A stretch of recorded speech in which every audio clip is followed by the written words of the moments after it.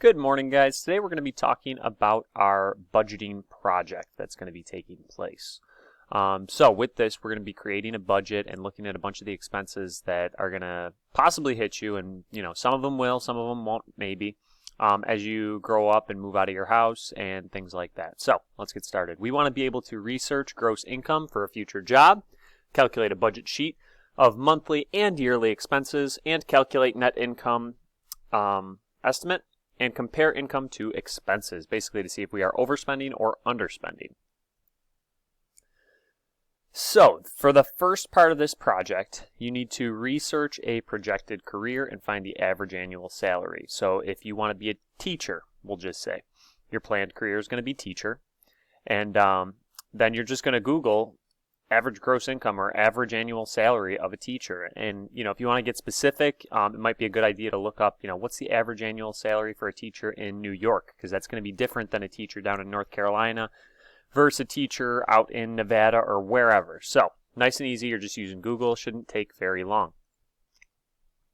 Up next, we are going to start filling out a budget sheet. So first I'm going to show you where the budget sheet actually is. Here is your budget chart. You're going to be filling in utilities like rent and mortgage. Utilities is already given to you here what your cost is. Homeowners or renters insurance is also already given to you for your cost. However, the rest of this chart you are going to be filling out. You're going to be filling out each and every one of these all the way down to the bottom, and then calculating your grand total for monthly expenses and your grand total for yearly expenses at the end of this project. So, for the instructions on that, first thing is you need to choose just one, okay? Just one of the following. You're either going to rent an apartment or buy a house. So if I am renting an apartment, I don't need this part right here. If I am buying a house, I don't need this part here. Everything is going to be given to you as well. So if I decide I want to rent an apartment, I get to choose something that I don't really care where I live, something that is decent, or something that is slamming, or like souped up, a crazy apartment, and the prices are already given to you. We're not looking up apartments for this project, okay? We're not looking up houses for this project. We're just using these prices that are given to us to kind of formulate a budget, okay? So again, same thing with a house. So if I wanted a small house in the suburbs, this is going to be my price. However, this isn't a monthly price. So you're renting an apartment is given to you in a monthly price over here. If I choose this one for my price, my instructions are going to be go down to mortgage calculator on Google, and you're going to use 4% for 30 years. So again, you're just Googling mortgage calculator, typing in 4%, 30 years, $125,000, and it's going to spit out your monthly payment, and that is what you're going to write in your budget chart, okay? So hopefully that makes sense. If not, feel free to ask questions, but again, it's a lot of writing on this page for really just one thing. You're either renting an apartment or buying a house. Up next, you need to come up with 3 monthly subscriptions. We gave you a couple of examples, maybe Netflix, maybe Apple Music, maybe Amazon. You have to look up the monthly cost for each of these subscriptions. So I think Netflix offers like 3 different packages. So you're just going to look up, which one do I want? The basic package, the slightly bigger package, or the advanced package. And you're going to tell me what the price is. Now, some of the websites like Netflix I think is blocked on your Chromebooks. However, you could just look it up right on your phone. Okay, if you really have issues, feel free to ask any questions and we'll be happy to help. Do you have to use Netflix, Apple Music, and Amazon? No. You could use Hulu. You could use Disney Plus. You could use anything that is a monthly subscription. Okay, you could use a monthly subscription to a magazine if you really wanted to. Whatever you want. You get to customize this part, but you do need 3 of them. And again, those are going to go into your chart here. So I would write Netflix here, maybe Hulu, and Disney Plus. Those are my 3 that I want. I would write in the monthly payment, and then I would make it yearly. Which brings me to my next question, I guess. How do we go from monthly to yearly? Well, there's 12 months in a year, so if I'm going from my monthly cost to my yearly cost, it's just going to be times 12. And likewise, if I was working backwards from yearly to monthly, I'm still using that 12 months, but instead I'm going to divide by 12. Okay, because some things might be given to you as a yearly cost. The last thing about this chart is you do need to tell me if something is fixed or living. So I will give you the first one. My rent or mortgage is going to be the same every single month, so it's going to be fixed. Utilities, however, might change, so this could be living. So look at that, I gave you the first two answers. How nice. Okay, so again, fixed means it stays the same price every single month. Living means it changes.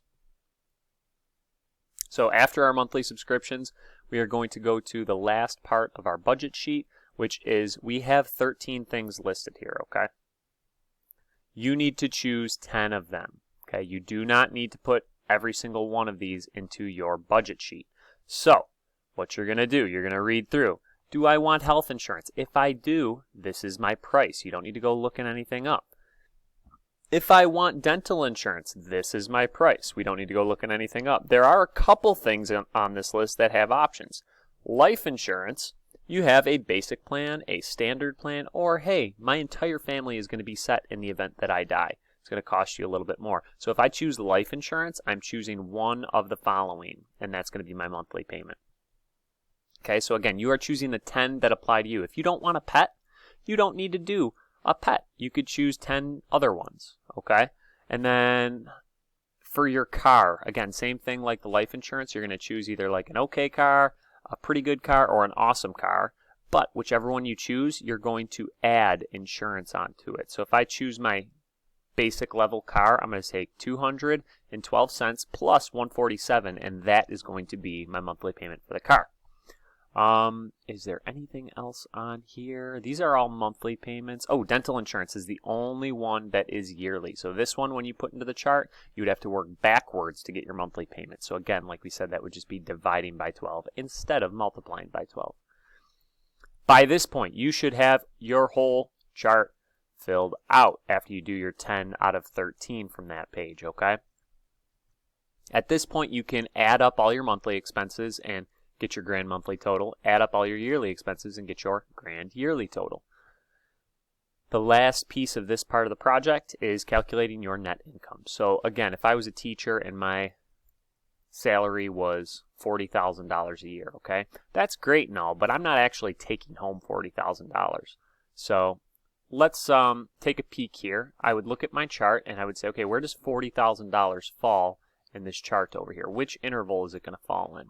Is it going to fall in 0 to 9,875? No. Is it going to fall between 9,000 and 40,125? Hey, this is my area. 40,000 is going to be right towards the top of that. So I get hit with a tax rate of 12%. So all I'm going to do, I don't write it as 12. I'm going to move that decimal twice. Okay. And I'm going to multiply. Anytime I get a percentage, I multiply by 12. And this is going to get me what my taxes are. Okay. That's my income tax for the year. As you know, taxes make my income go down. It makes me take home less money. So what operation would that be that takes away money? We're going to subtract. We're going to take our starting or our average salary, and we're just going to subtract those taxes off. And what this is going to do is give us our net income. That pretty much sums up this part of the project. You just have to finally say, did you overspend or underspend? This can be done easily just by looking at what your net income is compared to your grand total of yearly expenses. Okay? And yes, sometimes being independent can be poopy, as Miss Baker says. And that's it for this part of the project. We are also going to create a Excel spreadsheet with this budget, but that will be shown in a separate video. Once again, if you have any questions, please feel free to ask us, and have a great day.